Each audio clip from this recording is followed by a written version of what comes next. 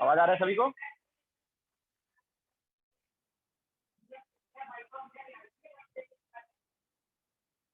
Okay, तो ionic equilibrium start करेंगे आज।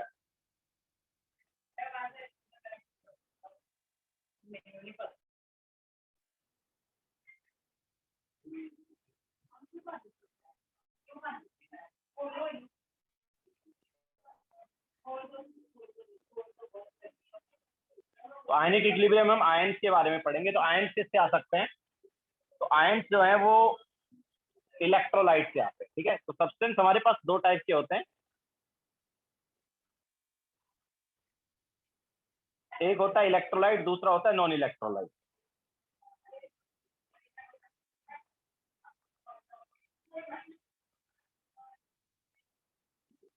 दूसरे जो है वो क्या होते हैं? Non electrolyte. तो इलेक्ट्रोलाइट जो है ये क्या करते हैं? ये डिसोसिएट होते हैं आयंस में।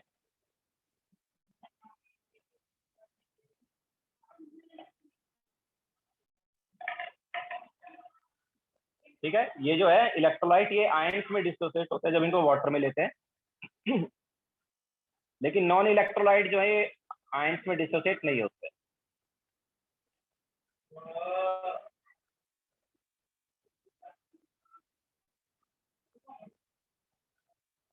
ओके, जैसे एग्जांपल अगर लें तो ग्लूकोज, यूरिया, शुगर, ये सब जो है ये नॉन इलेक्ट्रोलाइट के एग्जांपल है। ये आयंस में डिसोसिएट नहीं होते।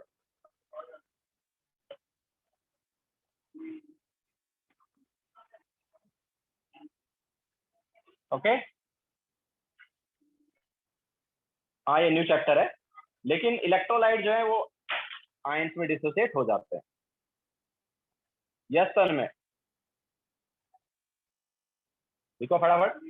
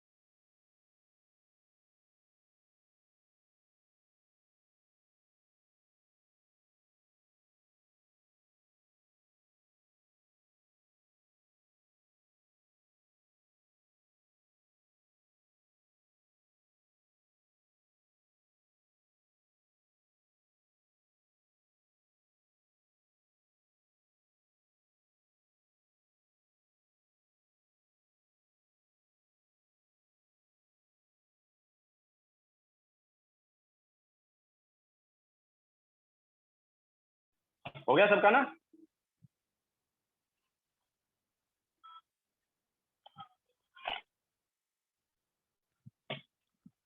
यस, केमिकल इक्विलिब्रियम का इसमें थोड़ा यूज होगा, बट अटेंड कर सकते हो आयनिक, कोई दिक्कत नहीं है। पूरा बुकलेट सॉल्व करना चाहिए, ऑब्जेक्टिव वाला पार्ट करना चाहिए सन में, जेईई मेंस के लिए। ओके, तो इलेक्ट्रोलाइट जो है, इलेक्ट्रोलाइट हमारे पास दो टाइप के होते हैं।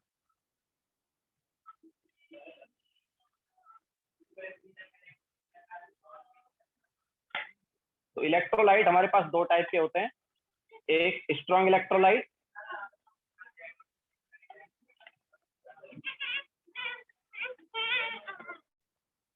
और दूसरे होते हैं वीक इलेक्ट्रोलाइट।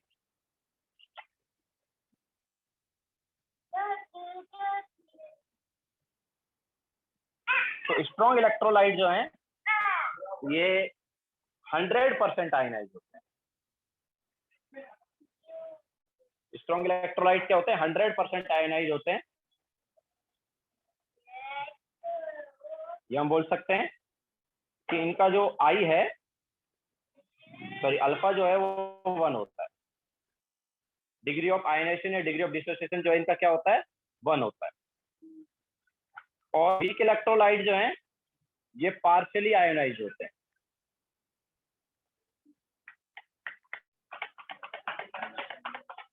तो इनका जो अल्फा है ये लेस देन 1 होता है। ठीक है, वीक इलेक्ट्रोलाइट का अल्फा जो है वो क्या होता है? लेस देन 1 होता है। तो इनके एग्जाम्पल की जब हम बात करते हैं तो स्ट्रॉन्ग इलेक्ट्रोलाइट जो है, इसके एग्जाम्पल में स्ट्रॉन्ग एसिड आ सकते हैं।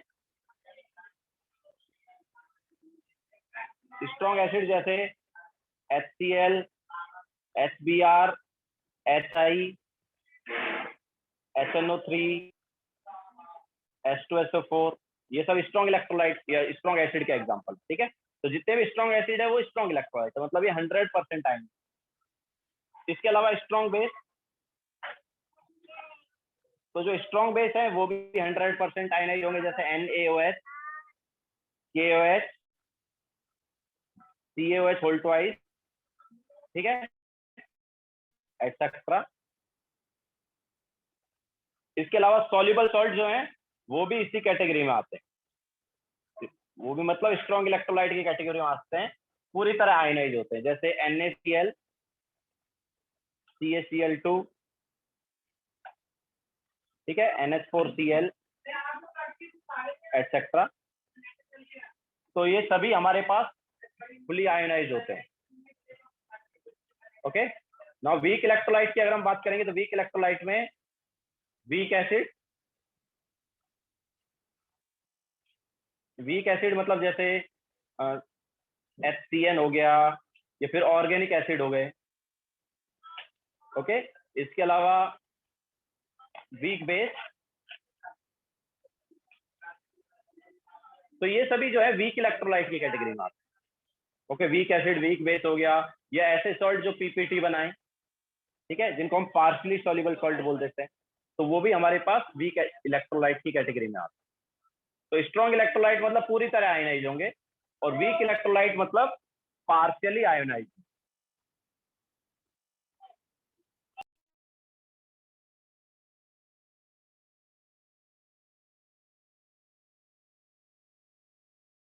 अल्फा जो है डिग्री ऑफ डिसोसिएशन होता है, बट आयोनाइजेशन भी एक तरह का डिसोसिएशन ही है ना। आयोनाइजेशन जो है वो भी क्या है? डिसोसिएशन ही है।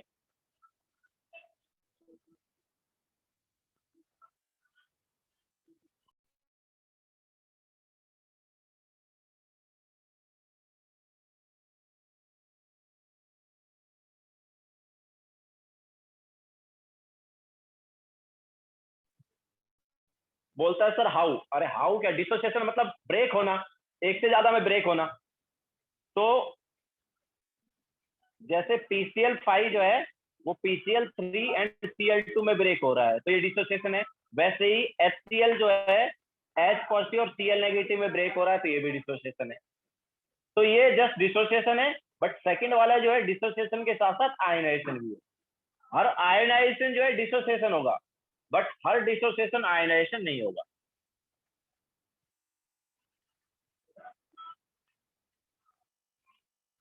आयनाइजेशन डिसोसिएशन होता है, बट हर डिसोसिएशन आयनाइजेशन नहीं होता है, क्योंकि ये जैसे फर्स्ट वाला जस्ट डिसोसिएशन है, ये आयनाइजेशन नहीं, लेकिन सेकंड वाले को डिसोसिएशन भी बोल सकते हो, आयनाइजेशन भी बोल सकते हो।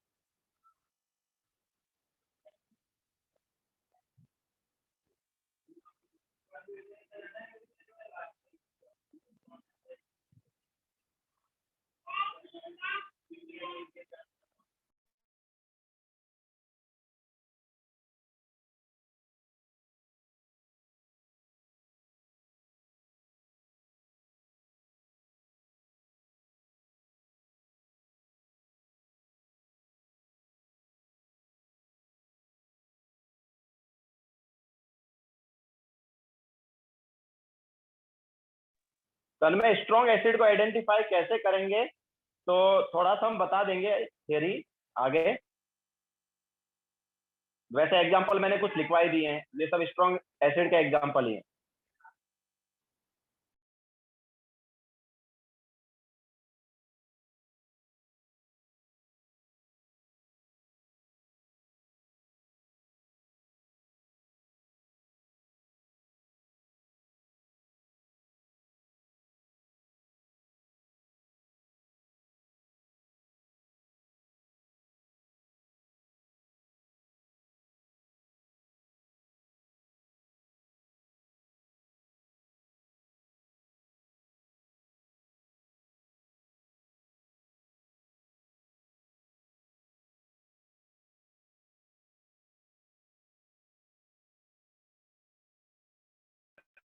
हो गया सब? हो गया सबका?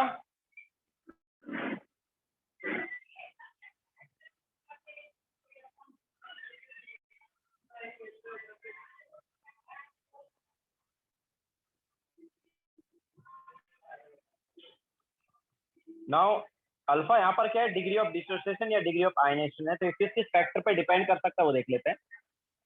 तो degree of dissociation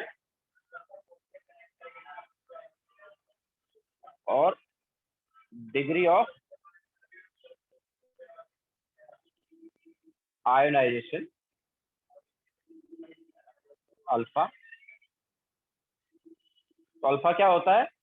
it is number of moles ionise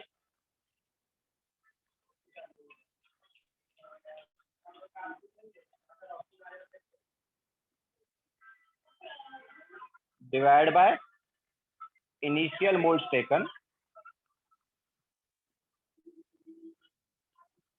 या फिर इसको इन टर्म्स ऑफ कॉन्सेंट्रेशन भी हम बोल सकते हैं। कॉन्सेंट्रेशन आयोनाइज, बिकॉज वॉल्यूम से वॉल्यूम कैंसिल आउट हो जाएगा। Concentration ionise divide by initial concentration. तो ये दोनों टर्म्स में अल्फा हो सकता है।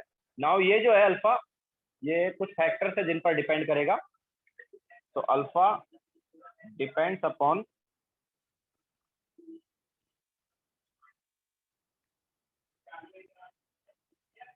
Following factors.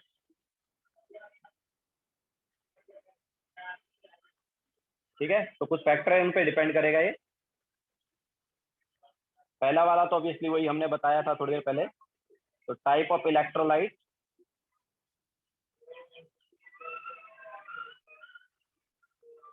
Type of electrolyte पर कैसे, अगर स्ट्रॉन्ग इलेक्ट्रोलाइट है तो अल्फा क्या होगा, स्ट्रॉन्ग के लिए अल्फा 1, और वीक के लिए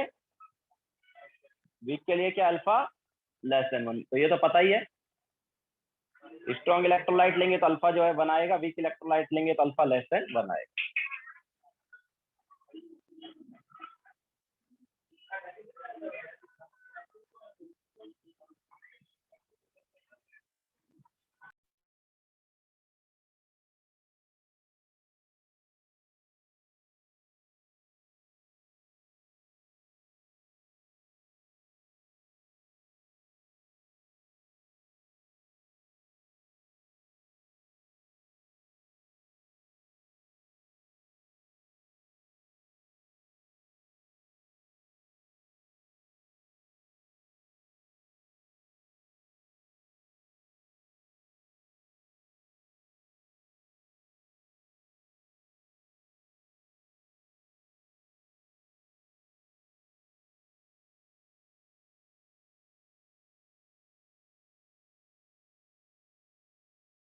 सन में वेट करो थोड़ा, वो भी हम करेंगे।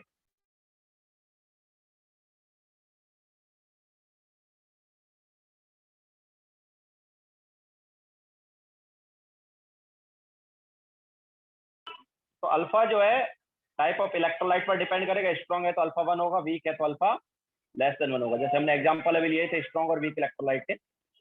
नाउ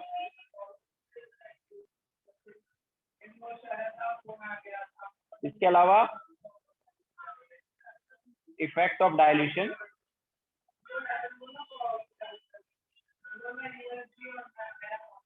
तो डायल्यूशन की हम बात करेंगे। तो ऑन डायल्यूशन, डायल्यूशन मतलब क्या है, डायल्यूट करना। कैसे डायल्यूट करते हैं, वाटर ऐड करते हैं, ठीक है, एडिंग वाटर। तो जैसे जैसे हम डायल्यूट करेंगे तो अल्फा इंक्रीज होगा, ठीक है। ऑन डायल्यूशन अल्फा क्या होगा, इंक्रीज होगा। इसको हम आगे ऑस्टवर्ड डायल्यूशन लॉ में पढ़ेंगे,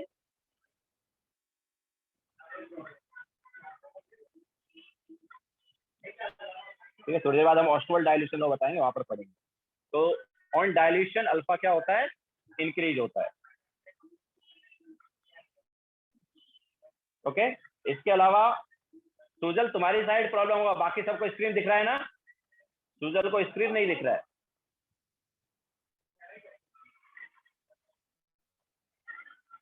नाउ इफेक्ट ऑफ टेम्परेचर,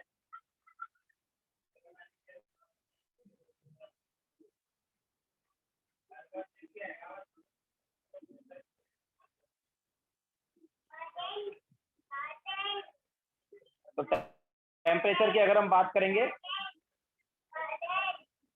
तो टेम्परेचर इंक्रीज करने पर अल्फा बढ़ता है।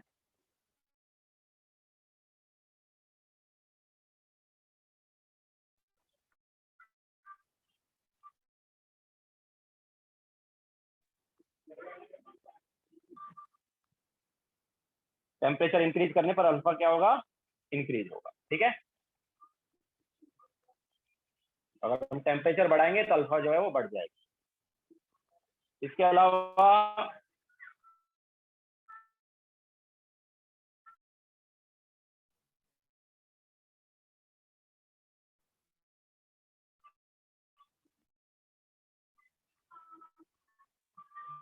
Nature of alpha is different,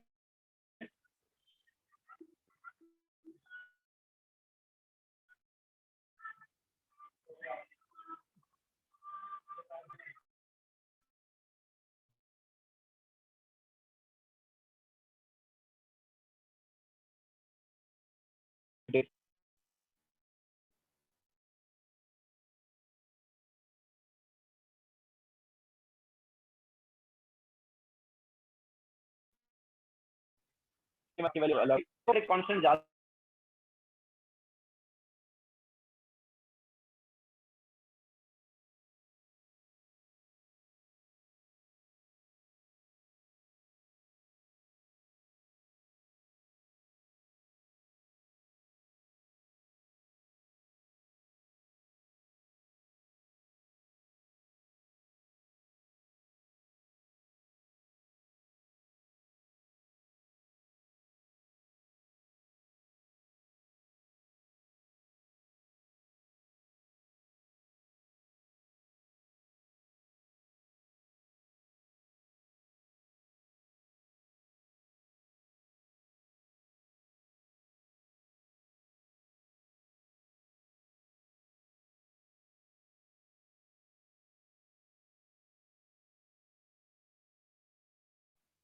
आवाज आ रही है क्या, डिस्कनेक्ट हो गया था बीच में, तो फिर से लिखना पड़ेगा क्योंकि वो रफ हो गया था पहले वाला। हाँ, तो हम सेकंड पॉइंट पर थे। तो सेकंड पॉइंट क्या था, ऑन, अच्छा सेकंड पॉइंट था डायल्यूशन ना।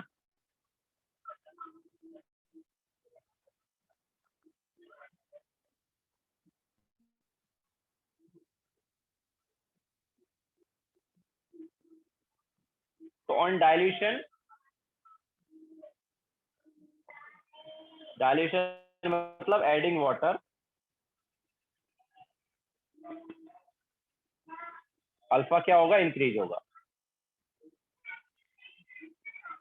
इसको हम थोड़ी देर बाद ऑस्टवर्ड डाइल्यूशन लॉ से भी बताएंगे।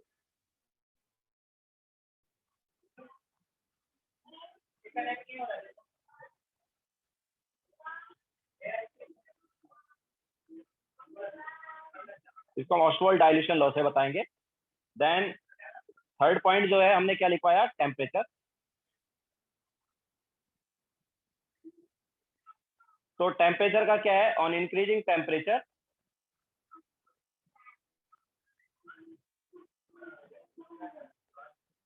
अल्फा जो है वो इंक्रीज होता है।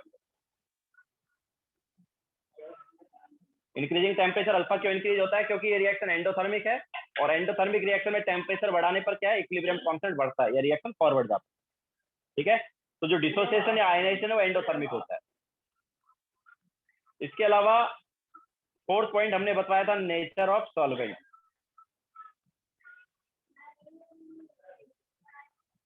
तो नेचर ऑफ सॉल्वेंट क्या है, अलग अलग सॉल्वेंट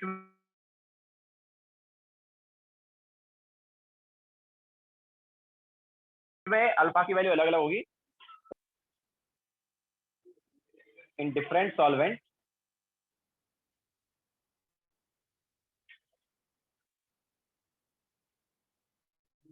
ठीक है, अलग अलग सॉल्वेंट में अल्फा की वैल्यू जो है वो क्या होती है, अलग अलग होती है।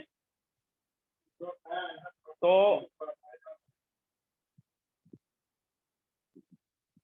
जिस सॉल्वेंट का डाइलेक्ट्रिक कांस्टेंट ज्यादा होता है उसमें अल्फा ज्यादा होता है। ठीक है, तो greater dielectric constant of solvent, dielectric constant तुम फिजिक्स में पढ़ोगे। तो डाइलेक्ट्रिक कांस्टेंट जितना ज्यादा होता है उतना ही अल्फा ज्यादा होगा। ठीक है,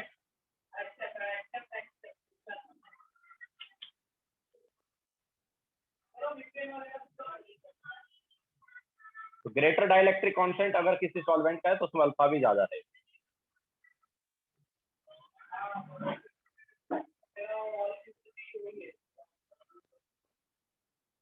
सन में बताया ना इंक्रीज क्यों होता है।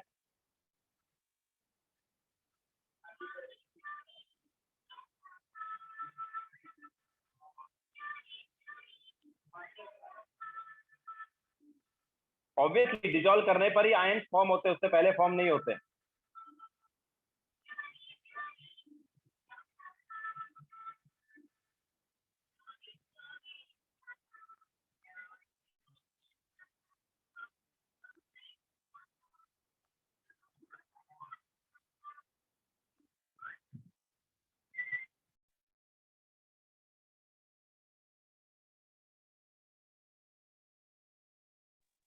अरे टेम्परेचर बढ़ाने से क्यों होता है, क्योंकि एंडोथर्मिक रिएक्शन है ना सन में। एंडोथर्मिक रिएक्शन, केमिकल इक्विलिब्रियम बढ़ा के तुमने, केमिकल इक्विलिब्रियम में एंडोथर्मिक रिएक्शन में क्या होता है टेम्परेचर बढ़ाने पर,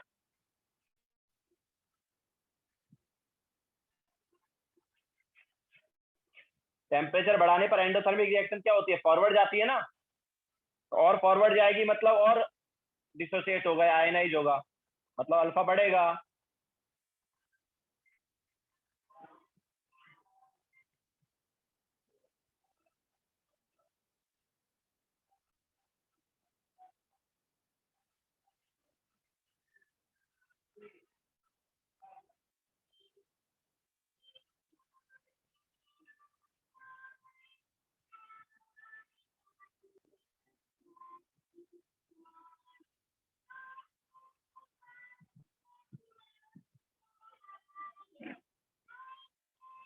देख लिया सबने।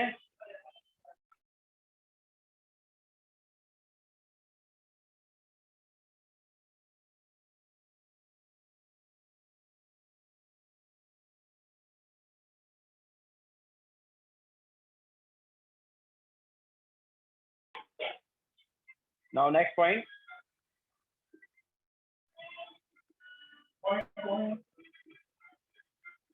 सूजल क्या है, क्या प्लीज, लास्ट पेज नहीं है, वाईफाई चला गया था ना मेरा, सेंड कर दूंगा मैं।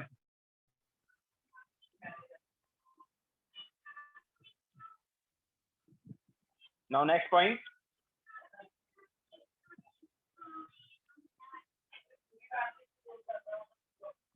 प्रेजेंस ऑफ अनदर सॉल्वेंट या अनदर सॉल्यूट।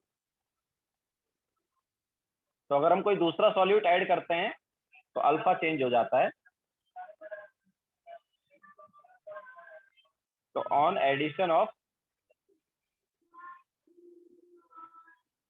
अनदर सॉल्यूट,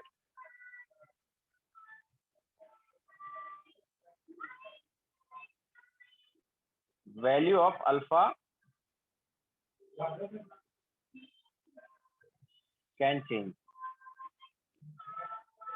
जैसे in the presence of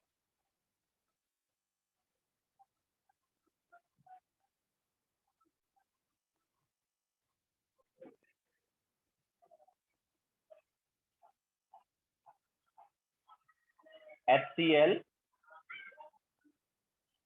value of alpha of CH3COOH decreases। हमारे पास CH3COH का सॉल्यूशन है, उसमें HCl अगर हमने ऐड कर दिया तो HCl ऐड करने पर CH3COOH का अल्फा कम हो जाता है।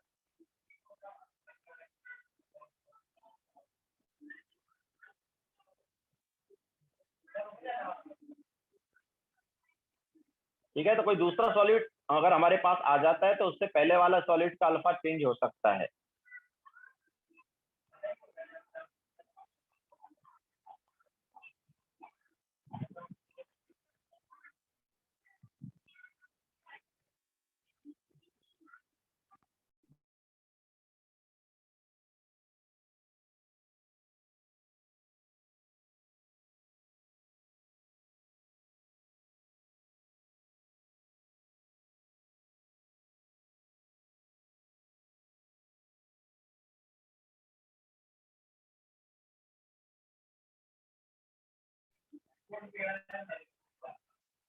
में हमारे पास पहले CH3COH था, वो आयनाइज हो रहा था CH3CO negative and H positive में।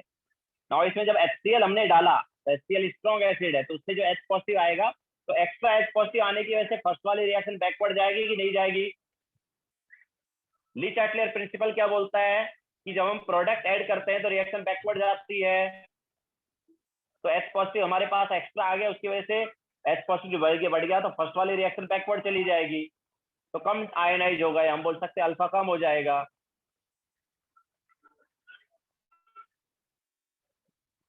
फर्स्ट वाली रिएक्शन बैकवर्ड हो जाएगी।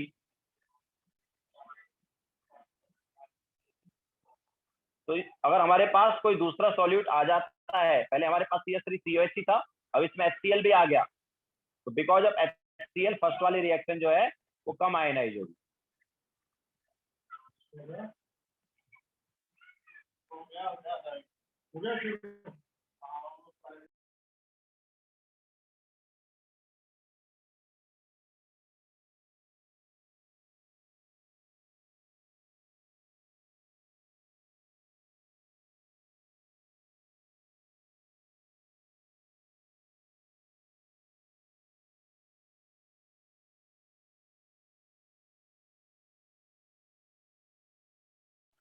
देख लिया सबने?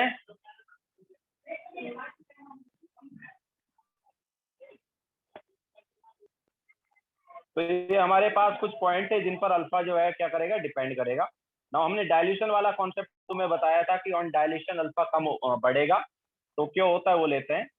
तो नेक्स्ट है ऑस्टवाल्ड डायल्यूशन लॉ।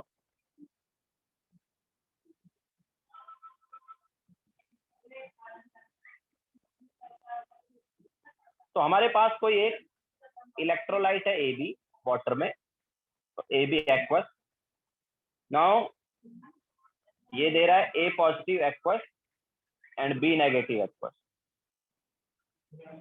तो हमारे पास इनिशियली इसका कॉन्सेंट्रेशन जो है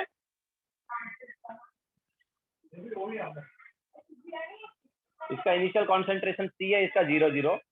नाउ रिएक्टेड और फॉर्म, तो देखो अगर हम इनिशियली C ले लेंगे तो कितना रिएक्ट कराएंगे, C alpha. In terms of alpha कितना रिएक्ट करेगा, C अल्फा, याद है ना। जो इनिशियल मोल्स होता था उसका अल्फा टाइम्स रिएक्ट करता था, तो इनिशियल अगर हमने सी लिया तो सी अल्फा रिएक्ट करेगा। ओके, जैसे मोल्स में वैसे ही कॉन्सेंट्रेशन में। तो अगर इसका सी अल्फा रिएक्ट करेगा तो 1:1 रेशियो है ना, तो सेम स्टोइकियोमेट्रिक ऑप्शन है, तो इसका सी अल्फा बनेगा, इसका सी अल्फा। तो एट इक्विलिब्रियम क्या आएगा? एट इक्विलिब्रियम ये हो गया C minus C alpha, and A positive कितना हो गया? सी अल्फा, और बी नेगेटिव क्या हो गया? C alpha. तो इसका इक्विलिब्रियम कांस्टेंट क्या है? It is A positive concentration into B negative concentration divide by A B concentration, that is nothing but C alpha into C alpha upon C minus C alpha. तो ये क्या हो गया? This is C alpha square upon, नीचे से सी common लिया तो क्या बचा? 1 माइनस अल्फा बचा, एक सी कैंसिल आउट हो गया।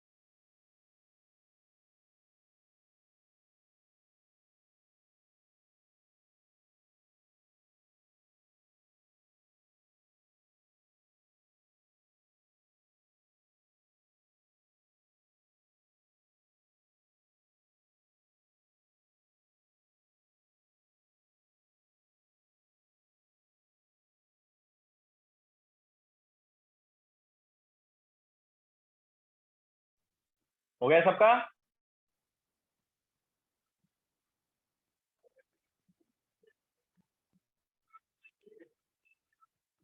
हाँ आमिर, केमिकल इक्विलिब्रियम जैसा ही है ना। केमिकल इक्विलिब्रियम में हम आयंस नहीं लेते थे, यहाँ पर आयंस ले रहे हैं। मतलब वहां पर जनरली मोल्स लिया जा रहा था या प्रेशर, यहाँ पर जनरली कॉन्सेंट्रेशन लेंगे।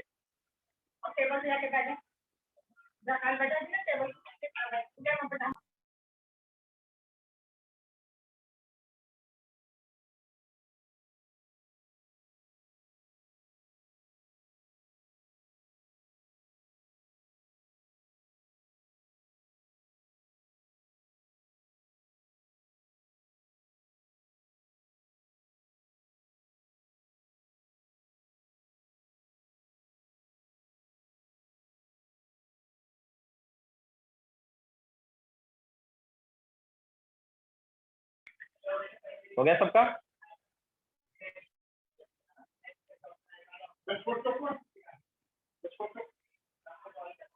नाउ तो के इक्विलिब्रियम हमारे पास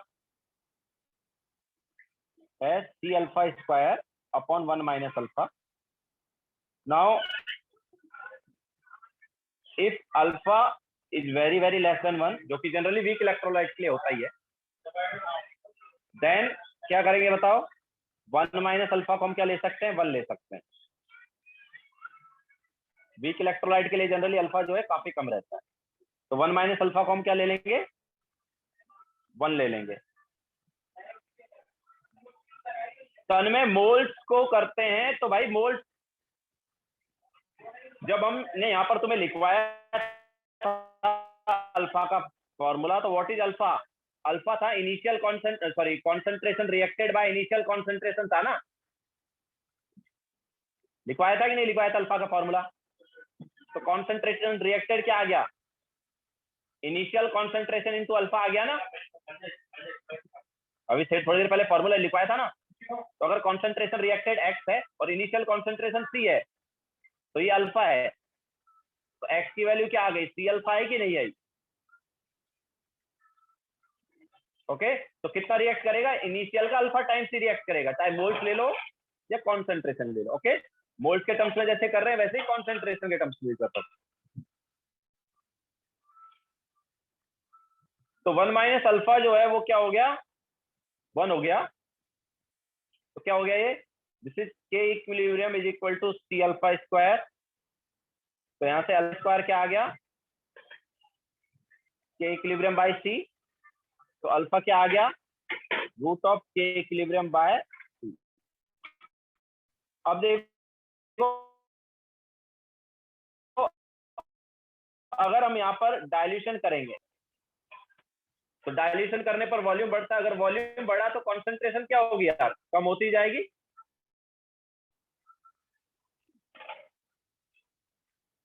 ओके, कॉन्सेंट्रेशन क्या हो जाएगी, कम हो जाएगी। अगर कॉन्सेंट्रेशन कम हो रही है तो क्या होगा, अल्फा बढ़ेगा ही नहीं बढ़ेगा।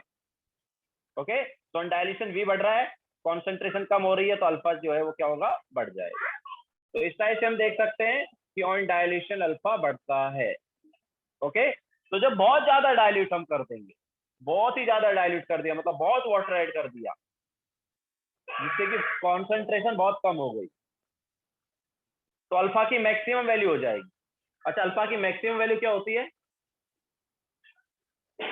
अल्फा की वैल्यू किसके बीच में रहती है, 0 एंड 1 के बीच में होती है ना।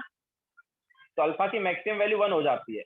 तो वो कब होगी, जब वॉल्यूम बहुत ज्यादा ऐड कर देंगे, क्योंकि वॉल्यूम बढ़ाने पर अल्फा बढ़ रहा है, तो एक पर्टिकुलर पॉइंट पर अल्फा जो है मैक्सिमम हो जाएगा। ठीक है, लेकिन वो होगा जब बहुत ज्यादा वाटर ऐड कर देंगे, तो उसे हम बोलते हैं इनफाइनाइट डायल्यूशन। ओके, तो एट इनफाइनाइट डायल्यूशन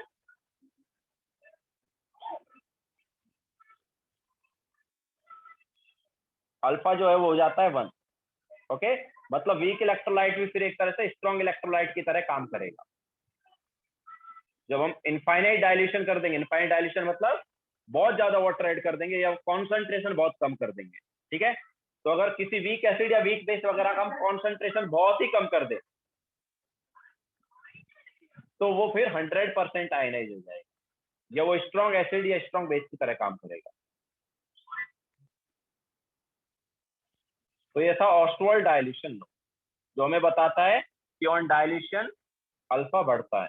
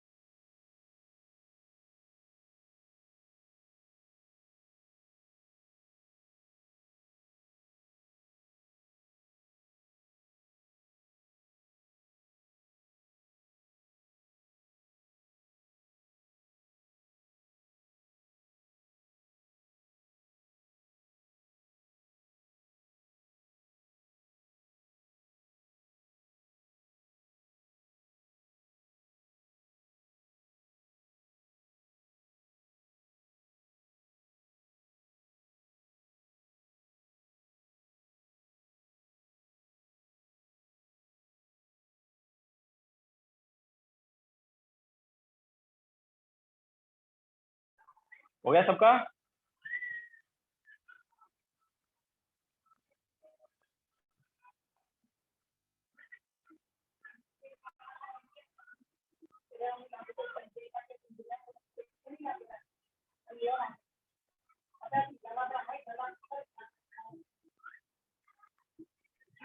नाउ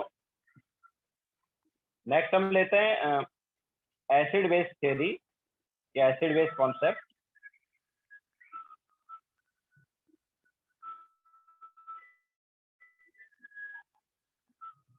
तो सबसे फर्स्ट वाला जो है वो है अरेनियस कॉन्सेप्ट।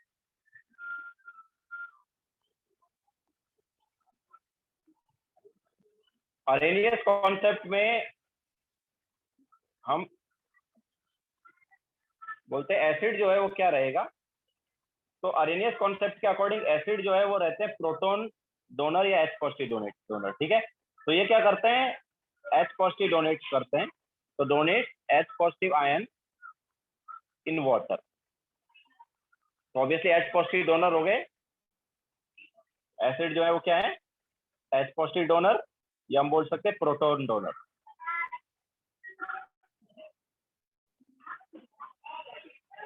तो जो एच पॉजिटिव डोनेट करता है वो एसिड है अरेनियस कॉन्सेप्ट के हिसाब से। तो इस हिसाब से हमारे पास 2-3 टाइप के एसिड हो सकते हैं, जैसे मतलब कितने एच पॉजिटिव डोनेट करें उस हिसाब से। तो monobasic, dibasic,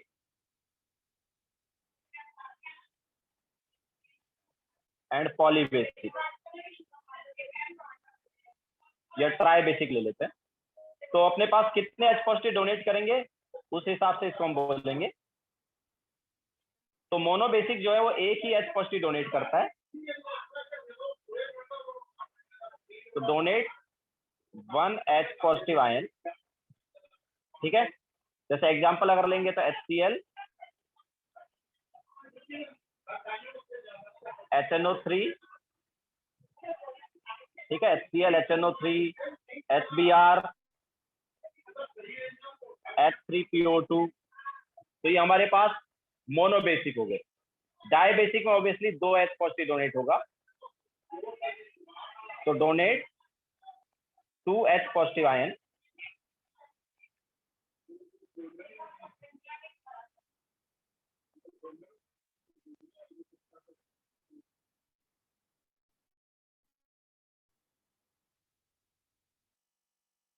donates 2 H positive ion, तो 2 एच पॉजिटिव डोनेट करेगा, जैसे H2SO4।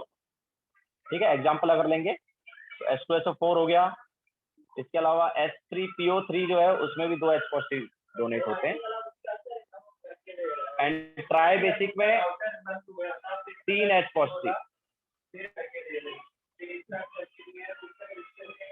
ठीक है, जैसे H3PO4, H3PO4 में 3 एच पॉजिटिव डोनेट होते हैं। ओके, तो ये हमारे पास एसिड्स हो गए। कितने एच पॉजिटिव को ये डोनेट करेगा उस हिसाब से इसका नाम हो जाएगा।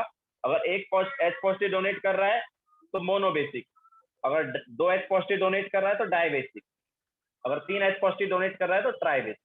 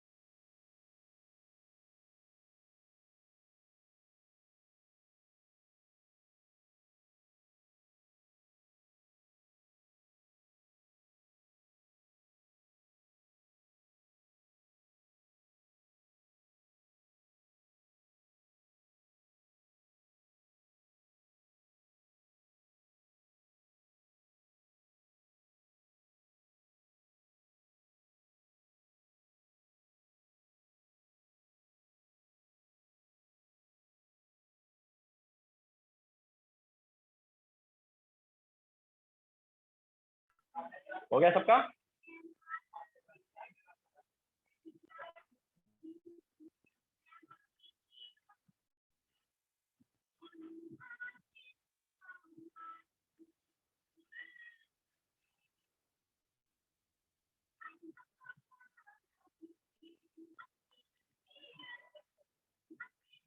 नाउ इस थ्योरी के अकॉर्डिंग बेस जो है वो क्या है? तो बेस जो है वो क्या करते हैं? OH नेगेटिव डोनेट करते हैं। ओके, तो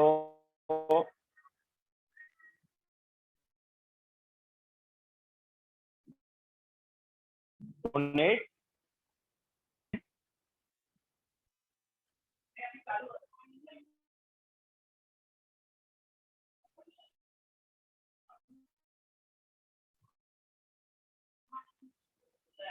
डोनेट करेंगे। तो इस बेसिस पर इनको हम, जैसे वहां पर हमने मोनो बेसिक वगैरह देखा था, वैसे यहाँ पर इसको हम अलग अलग पार्ट में डिवाइड कर सकते हैं। तो मोनो एसिडिक, डायएसिडिक एंड ट्राइएसिडिक। तो मोनो एसिडिक बेस जो है वो क्या होते हैं? जो एक OH नेगेटिव डोनेट करते हैं। सिद्धार्थ, जैसे एसिड क्या होते थे? बेसिक होते थे, मतलब एसिड को हम क्या बोलते हैं? Mono basic, di basic, tri basic.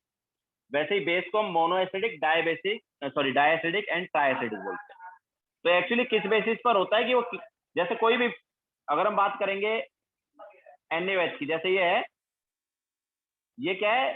इस कैटेगरी में आता है। NaOH जो है वो मोनो एसिडिक वाली कैटेगरी में आता है, मोनो एसिडिक। इसका मतलब क्या है कि वो एक एसिड से रिएक्ट करेगा, एक मोल ऑफ एसिड से रिएक्ट करेगा। डायएसिडिक वाले बेस जो है ना, जैसे CaOH होल ट्वाइस, ये 2 मोल से रिएक्ट करेगा, 2 मोल एसिड से रिएक्ट करेगा। समझ आया?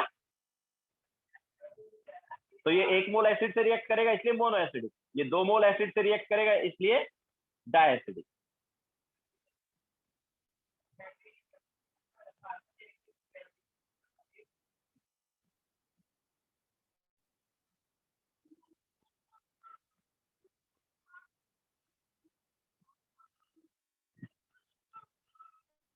अरे NaOH जो है, रुको एक मिनट, एग्जांपल ले लो, उसके बाद समझाता हूँ इस चीज को। एग्जांपल ले लो, रुको।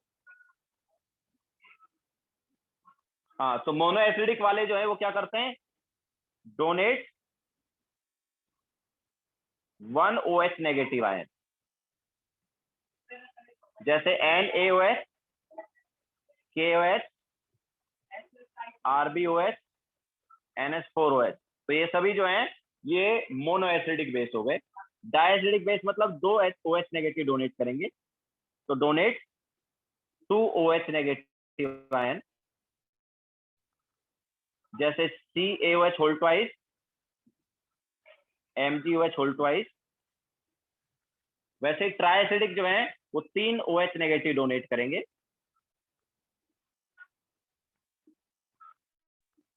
जैसे FeOH होल ट्वाइस। ठीक है, तो ये मोनो एसिडिक, डायएसिडिक हो गए। अब तुम बोल रहे हो सर ये बेस को हम क्या बोल रहे हैं? जो बेस बेस है उसके टाइप मोनो एसिडिक, डायएसिडिक, ट्राइएसिडिक है। तो इसका रीजन क्या है? उसका रीजन ये है कि जो मोनो एसिडिक बेस है ना, ये वो एक एसिड से रिएक्ट करता है, वन, मतलब इनका 1 मोल जो है 1 मोल ऑफ एसिड से रिएक्ट करता है।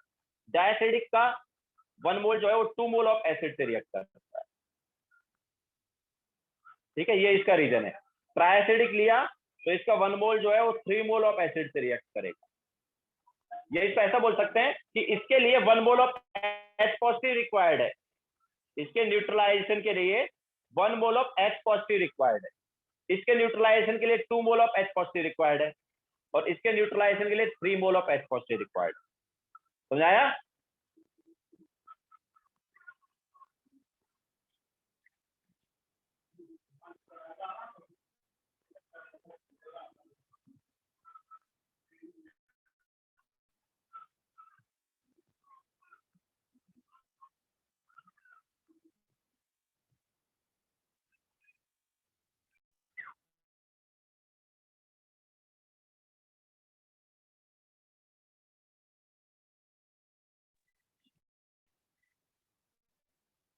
इसके लिए कितने पॉजिटिव रिक्वायर्ड है?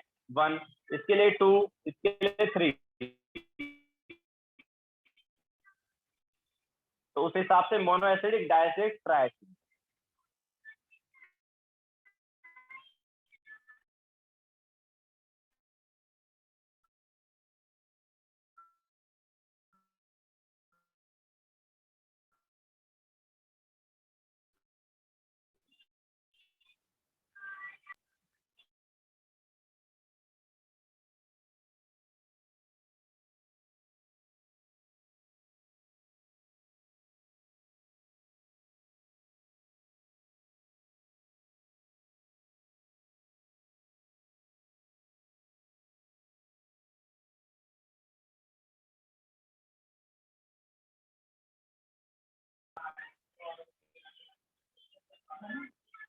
H2O यार, H2O थोड़ी बेस है हर, H2O थोड़ी बेस है।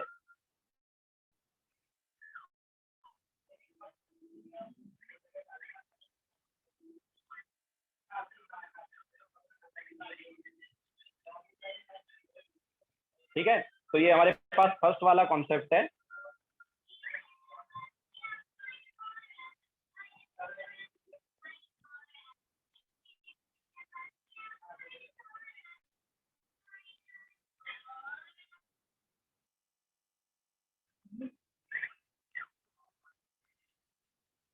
नाउ नेक्स्ट वाला हमारे पास है, नेक्स्ट थ्योरी जो है वो है Bronsted lorry concept,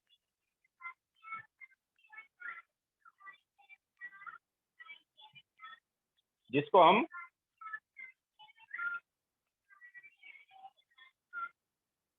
conjugate acid base concept भी बोलते हैं।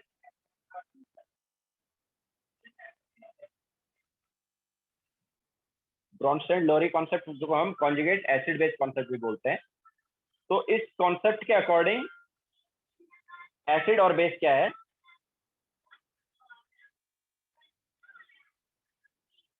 आमिर, ये तुमने ऑर्गेनिक में किया होगा। तो इस कॉन्सेप्ट के अकॉर्डिंग एसिड जो है वो H पॉजिटिव डोनेट करते हैं,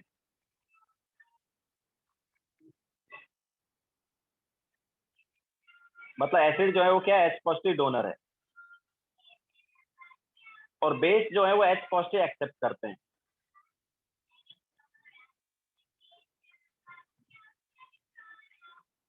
मतलब ये H पॉजिटिव एक्सेप्टर है।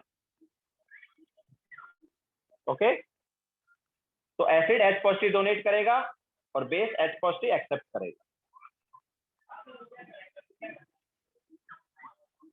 नाउ एग्जांपल लें तो देखो, जैसे HCl है, HCl plus H2O gives H3O positive plus Cl negative. अब यहाँ पर HCl जो है ये देखो H पॉजिटिव डोनेट कर रहा है। HCl क्या कर रहा है? देखो ध्यान से देखो,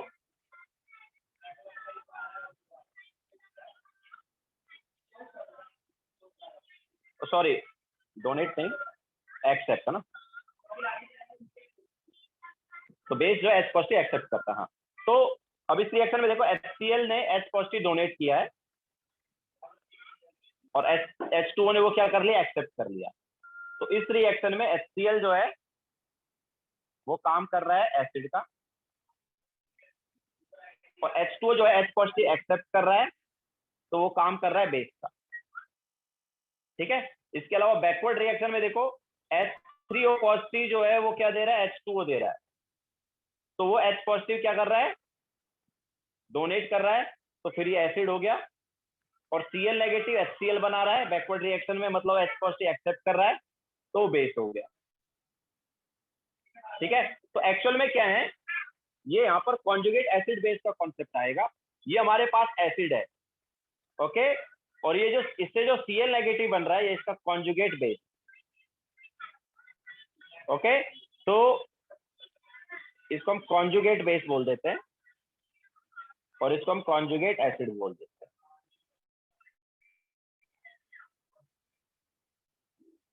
तो ये जो है ये कॉन्जुगेट एसिड बेस पेयर हो गए।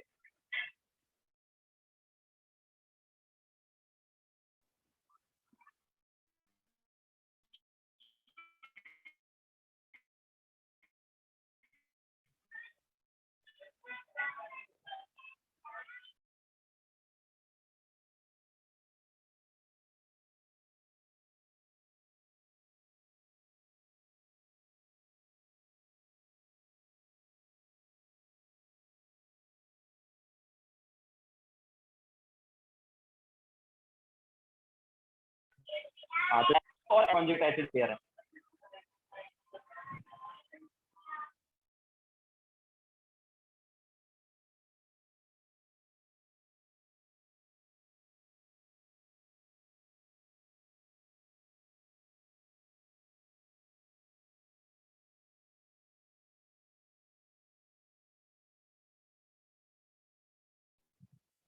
आवाज आ रही है सभी को? फिर से नेटवर्क चला गया यार, वाईफाई एक तो बहुत परेशान करता है।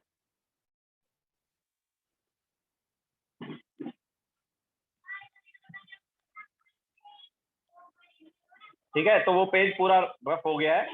ना दूसरे पेज से समझाता हूँ, देखो उस चीज को। तो एक एग्जांपल ले लेते हैं, NH3 plus H2O give NH4 positive plus OH negative. अब यहाँ पर देखो NH3 जो है वो क्या कर रहा है, NH3 यहाँ पर क्या कर रहा है, H पॉजिटिव एक्सेप्ट कर रहा है H2O से, कर रहा है कि नहीं कर रहा? तो NH3 H पॉजिटिव एक्सेप्ट कर रहा है, तो वो क्या हो गया, बेस हो गया। और H2O जो है H पॉजिटिव डोनेट कर रहा है, तो ये एसिड हो गया।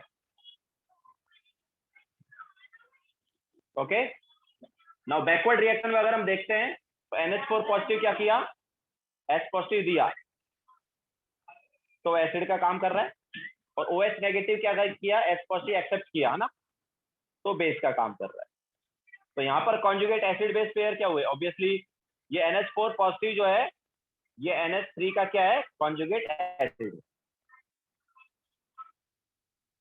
ऐसे ही OH नेगेटिव जो है वो H2O का कॉन्जुगेट बेस है।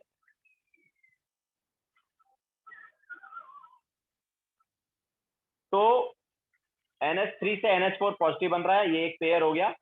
H2O से OH नेगेटिव बन रहा है, ये एक पेयर हो गया। ठीक है, तो ये हमारे पास क्या है, ये है conjugate acid base pair.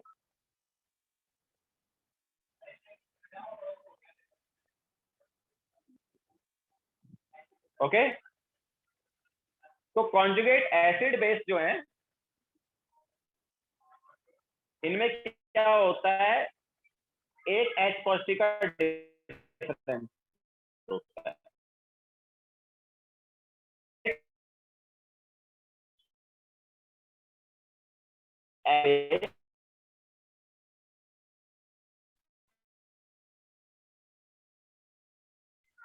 Pair I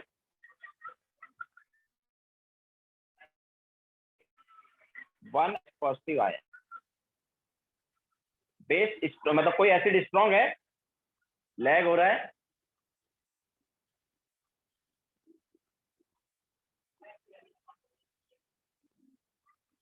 अभी ठीक है। ओके, तो कॉन्जुगेट एसिड बेस पेयर जो है उनमें एक H पॉजिटिव का डिफरेंस होता है। देखो जैसे यहाँ पर देखो NH3 और NH4 पॉजिटिव में एक H पॉजिटिव का डिफरेंस है, वैसे ही H2O एंड OH नेगेटिव में भी एक H पॉजिटिव का डिफरेंस है। ओके, तो कॉन्जुगेट एसिड बेस पेयर जो है वो एक H पॉजिटिव से डिफर करते हैं। इसके अलावा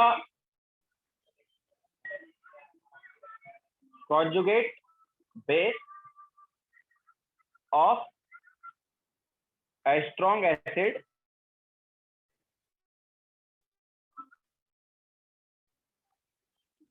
ठीक होगा, और वाइस वर्सा, इसका उल्टा भी ट्रू है। कोई वीक है तो उसका स्ट्रॉन्ग हो जाएगा, स्ट्रॉन्ग है तो उसका वीक हो जाएगा।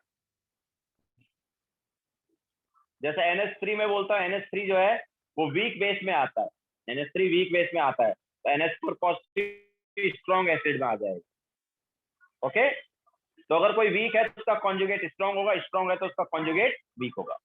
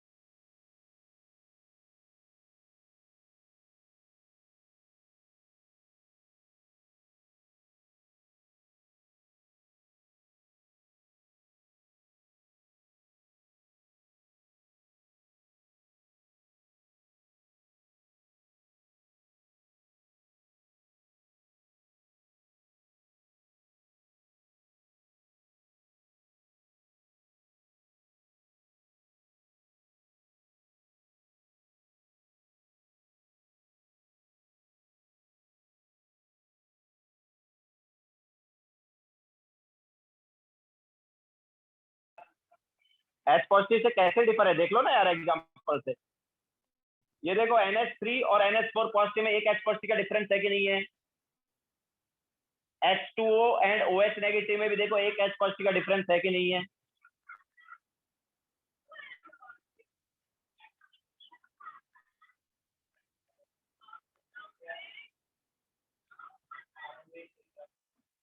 समझ में आया तन में?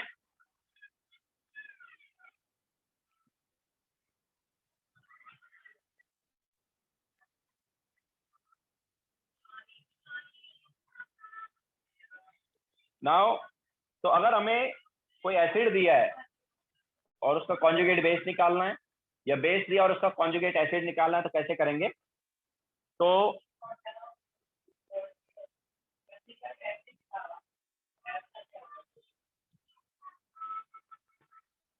टू डिटरमाइन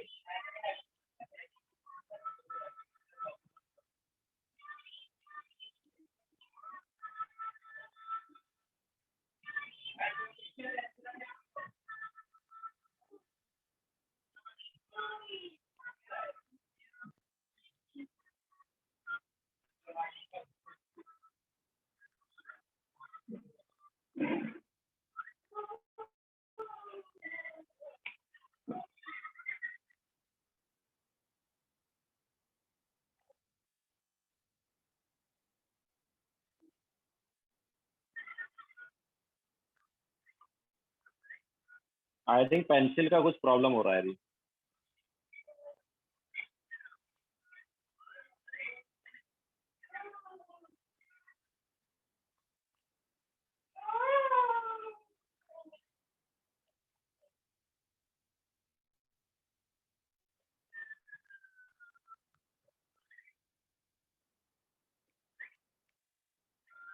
तो to determine conjugate base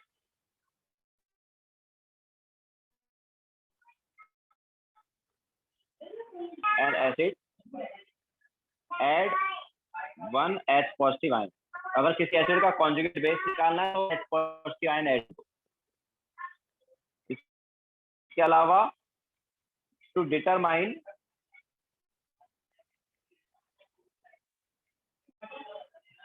conjugate, sorry 1 H positive remove करा, ठीक है। तो किसी एसिड का अगर कॉन्जुगेट बेस निकालना है तो 1 H पॉजिटिव रिमूव करो। इसके अलावा to determine conjugate acid of a base, add 1 H positive ion. तो अगर बेस का कॉन्जुगेट एसिड निकालना तो H पॉजिटिव ऐड कर दो, अगर एसिड का कॉन्जुगेट बेस निकालना है तो H पॉजिटिव रिमूव कर दो, ठीक है। जैसे हमारे पास एसिड लेते हैं एंड देन उसका कॉन्जुगेट बेस,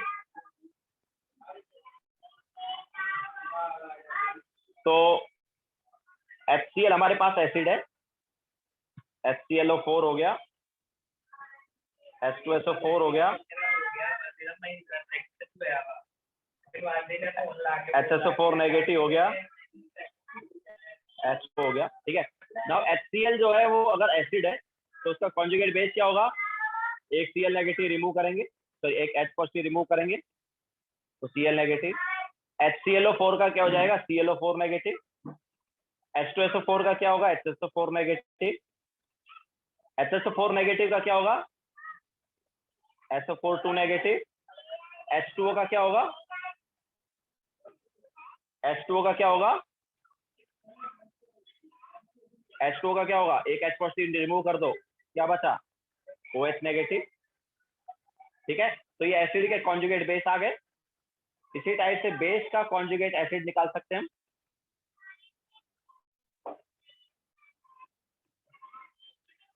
जैसे मान लो हमारे पास NH3 है, तो NH3 का क्या हो जाएगा? NH3 का हमारे पास हो जाएगा, H पॉजिटिव ऐड कर दो, NH4 पॉजिटिव। ठीक है, अगर हमें OH नेगेटिव का देखना है तो OH नेगेटिव का क्या होगा?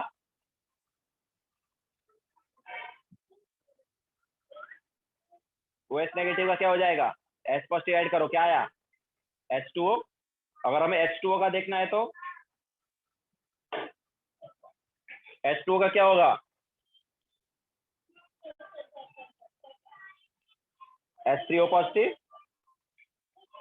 ठीक है, SO4 2 नेगेटिव का क्या होगा? SO4 2 नेगेटिव का क्या होगा? SO4 2 नेगेटिव का एक H पॉजिटिव ऐड करना है, HSO4 नेगेटिव। HSO4 नेगेटिव का क्या होगा?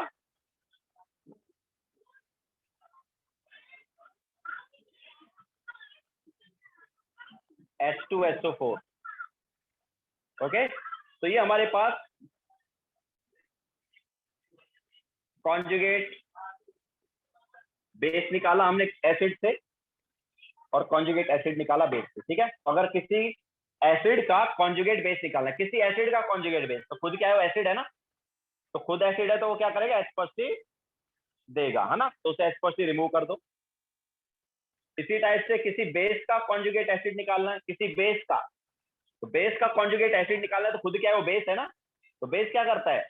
H पॉजिटिव लेता है, तो उसमें H पॉजिटिव ऐड कर दो।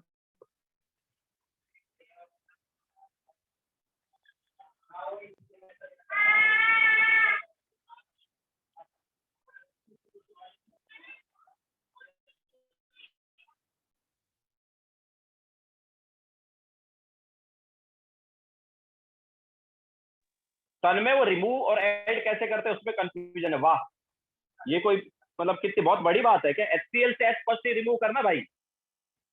यार HCl से H पॉजिटिव रिमूव कर दे, H हटा दे, क्या बचा? Cl नेगेटिव बचा ना। HClO4 से H पॉजिटिव रिमूव कर दे, क्या बचा? ClO4 negative. ऐड और रिमूव कैसे करते, ये नहीं हो पा रहा।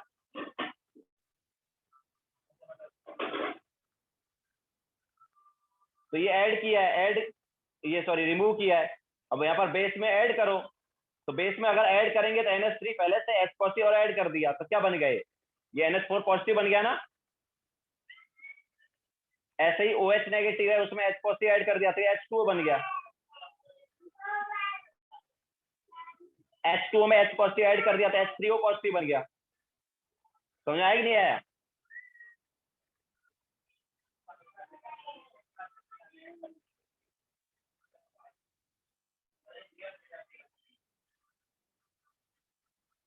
H पॉजिटिव करो, H पॉजिटिव। H पॉजिटिव में कोई इलेक्ट्रॉन नहीं है, उसमें जस्ट प्रोटॉन होता है भाई। H पॉजिटिव में इलेक्ट्रॉन नहीं होता, उसमें जस्ट प्रोटॉन होता है। तो बेसिकली हमने प्रोटॉन निकाला, इलेक्ट्रॉन उतना ही है।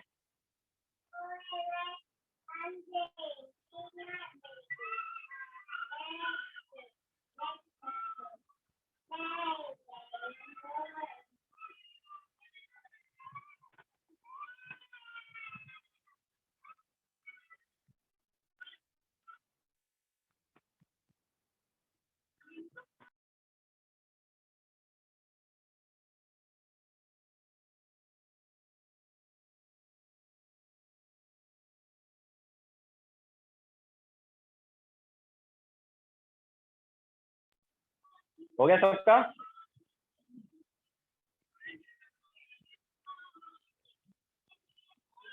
हाँ, H पॉजिटिव क्या है? जस्ट प्रोटॉन है, तो हाइड्रोजन का जो इलेक्ट्रॉन था वो अभी भी बचा हुआ है, वो नहीं गया साथ में।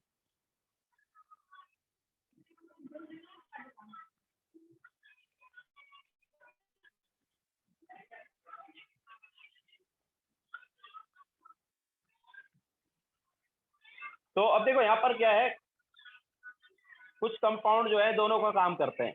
जैसे H2O, देखो यहाँ पर H2 एसिड का काम कर रहा है, यहाँ पर H2 बेस का काम कर रहा है। ठीक, सिमिलरली देखो HSO4 नेगेटिव यहाँ पर एसिड का काम कर रहा है, यहाँ पर HSO4 नेगेटिव बेस का काम कर रहा है। तो ऐसे सब्सटेंस जो दोनों काम करते हैं, एसिड एंड बेस दोनों का काम करते हैं, उनको हम क्या बोलते हैं?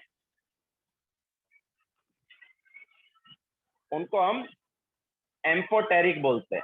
Okay, so substances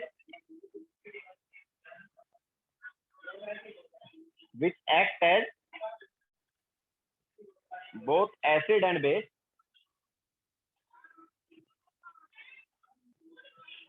are called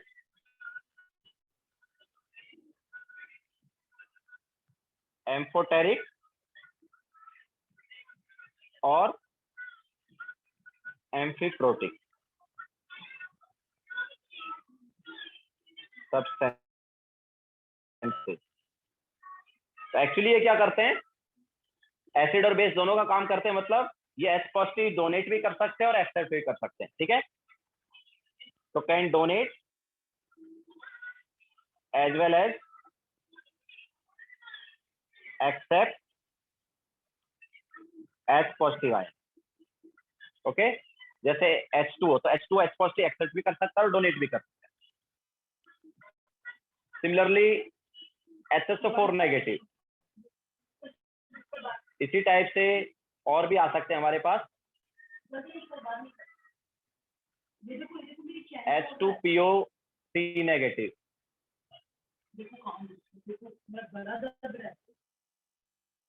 H2 negative, HPO4 negative, PO4 negative, etcetera. तो ये सभी जो है एम्फोटेरिक का काम करेंगे। ये H पॉजिटिव दे भी सकते हैं और ले भी सकते हैं।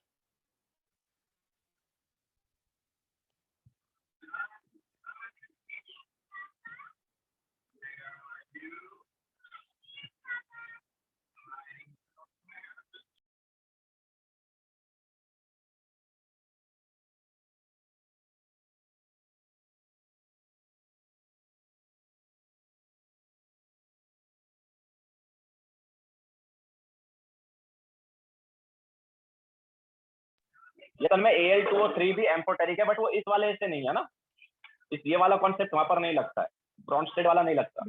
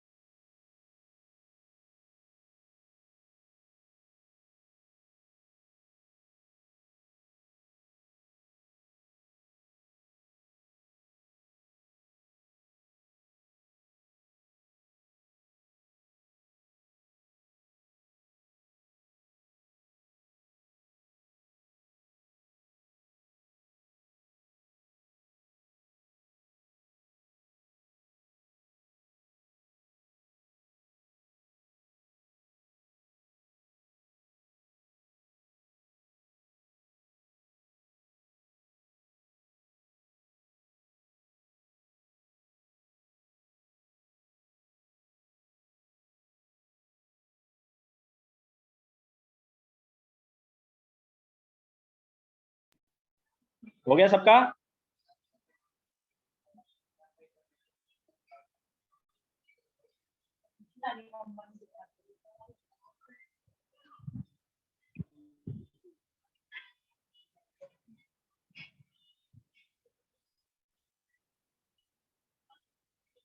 नाउ नेक्स्ट कॉन्सेप्ट पर चलते हैं। तो नेक्स्ट है Lewis concept.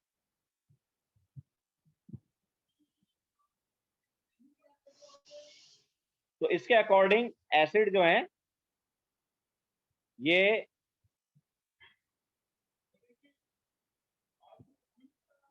Electron pair accept करते हैं।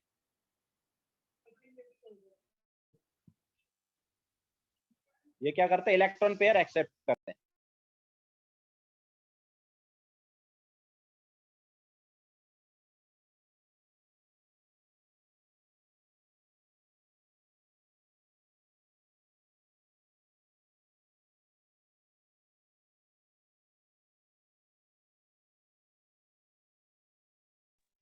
एसिड जो है वो इलेक्ट्रॉन पेयर एक्सेप्ट करते हैं, और बेस जो है वो इलेक्ट्रॉन पेयर डोनेट करते हैं।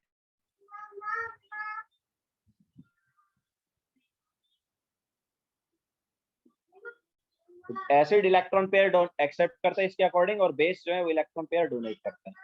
तो एसिड और बेस कौन से होंगे? तो एसिड जो है अपने पास कौन कौन हो सकता है? तो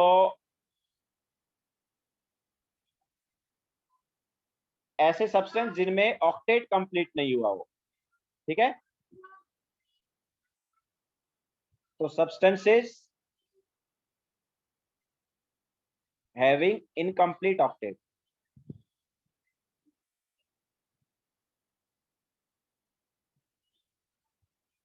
ठीक है? जैसे BF3, ये इनकम्प्लीट ऑक्टेट वाला है, तो ये किसका काम कर सकता है? लुईस एसिड का काम कर सकता है। सिमिलरली H3BO3, इसमें भी बोरॉन का ऑक्टेट कंप्लीट नहीं है, तो ये भी लुईस एसिड का काम कर सकता है। ओके, इसी टाइप से Al2O3 जो है वो actually AlOH whole thrice form में रहेगा वाटर के साथ, तो ये भी इसमें भी Al का ऑक्टेट कंप्लीट नहीं है, तो ये भी लुईस एसिड का काम कर सकता है। तो जिनका ऑक्टेट कंप्लीट नहीं है वो लुईस एसिड का काम कर सकते हैं। इसके अलावा कैटायंस जो हैं, आगे तुम कोऑर्डिनेशन कंपाउंड चैप्टर पढ़ोगे, वहां पर कुछ कैटायंस हैं वो भी लुईस एसिड का काम करेंगे। तो cations of D block, generally D block के कैटायन जो हैं ये काम करते हैं लुईस एसिड का, जैसे C हो गया, Zn2 पॉजिटिव हो गया। तो जब ये कोऑर्डिनेशन कंपाउंड बना रहे होते हैं तो वहां पर ये कैटायन जो है ये काम करते हैं लुईस एसिड का, मतलब ये इलेक्ट्रॉन पेयर एक्सेप्ट करते हैं। ओके,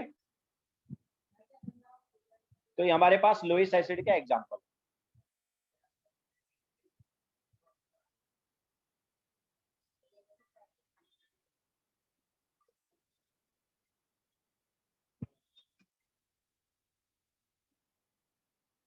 ऑब्वियसली तन में ऑर्बिटल खाली खाली होना चाहिए, तभी इलेक्ट्रॉन पेयर उसमें जाएगा।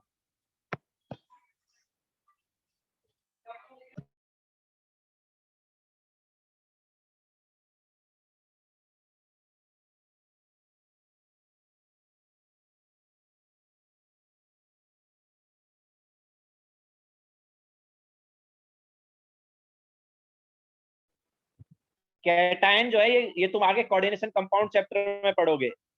इनमें भी क्या ऑर्बिटल्स खाली होते हैं, तो ये भी इलेक्ट्रॉन पेयर एक्सेप्ट कर देते हैं।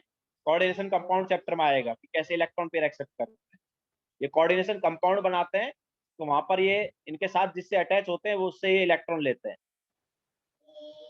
तो वहां पर कोऑर्डिनेट बॉन्ड होता है इनके बीच में, और उन कंपाउंड के बीच में कोऑर्डिनेशन बॉन्ड होता है।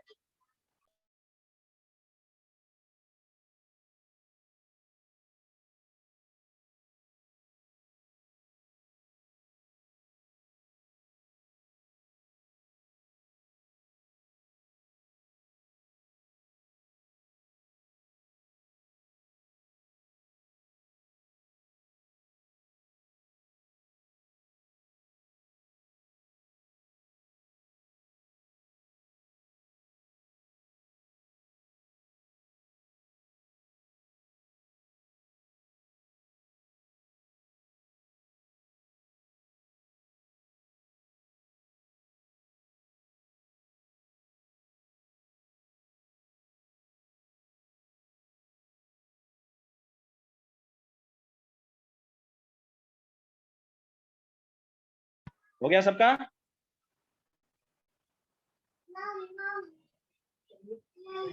नाउ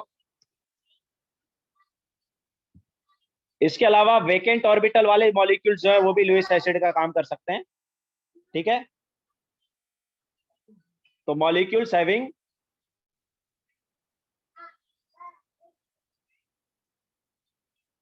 वेकेंट ऑर्बिटल, जिनमें वेकेंट ऑर्बिटल है, ऐसे मॉलिक्यूल्स भी किसका काम कर सकते हैं?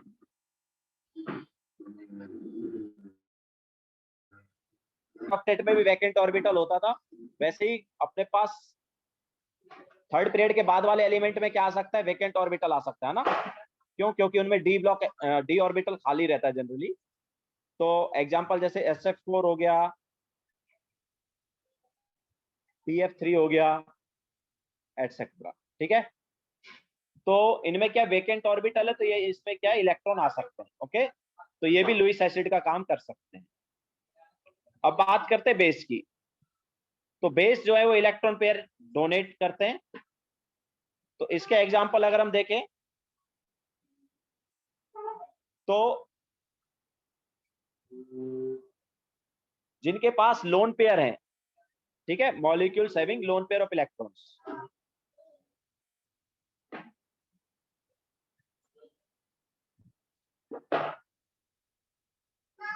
तो जिन मॉलिक्यूल्स में लोन पेयर है वो अपना लोन पेयर क्या कर सकते हैं? डोनेट कर सकते हैं।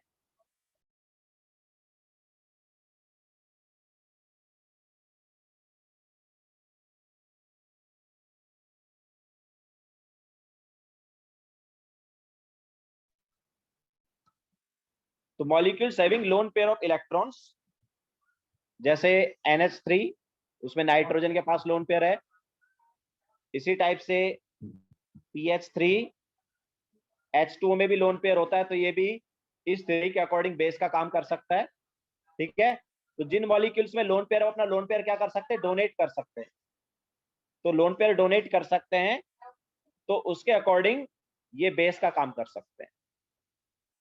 इसके अलावा जो एनायंस हैं वो भी बेस का काम कर सकते हैं, क्योंकि उनमें भी लोन पेयर होता है, I negative, Cl negative, Cn negative, ठीक है, एटसेट्रा। तो ये भी एक्चुअली बेस का काम कर सकते हैं, क्योंकि इनमें भी लोन पेयर होता है।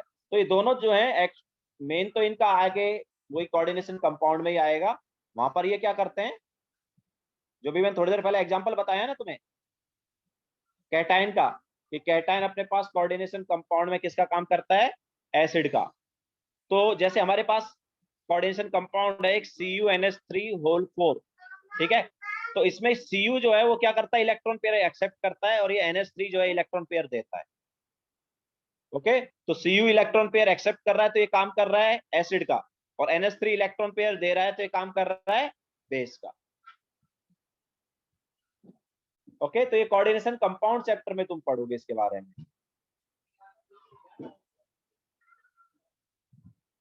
तो ये हमारे पास लास्ट वाला थियरी हो गया एसिड एंड बेस का, लुईस थियरी या लुईस कॉन्सेप्ट,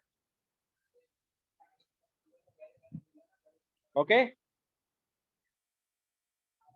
तो जैसे एक और एग्जांपल हम ले लेते हैं कैटायन वाला। कैटायन और एनायन के बीच में कैसे है? जैसे FeNH3, चलो FeCl6 2 नेगेटिव, हमारे पास 2 नेगेटिव नहीं, 4 नेगेटिव।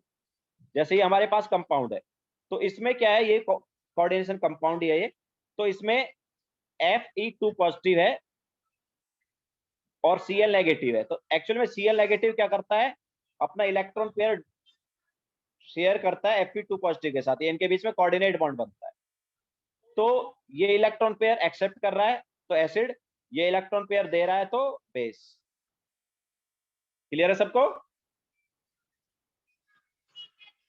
तो हमारे पास कैटायन जनरली एसिड का काम करते हैं, लुईस एसिड का, और नेगेटिव आयन वगैरह ये लोन पेयर वाले बेस का काम करते हैं, ओके। सो लेक्चर खत्म करते हैं यहीं पे।